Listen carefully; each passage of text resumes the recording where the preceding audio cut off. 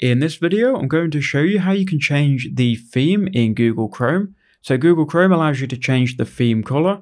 So here's what you need to do. So once you're inside the browser, go to the three dots in the top right hand corner, then scroll down and find settings. Then once you're inside of settings, go to you and Google, then go customize your Chrome profile, and you can change the color, and you can go ahead and click on the custom color picker and choose from that. So let's say we wanted to choose green. You can see the updates here. Now you can also change the appearance. So if you go to appearance, you can change here the theme colors. So if you click on that, you can go ahead and download a theme. So you can filter through these. You've got all of these different themes that you can use. If you click on any of them, you can add them to Chrome, and then it's going to update the theme. So now my theme is updated to this autumn one, and we can undo that if we need to.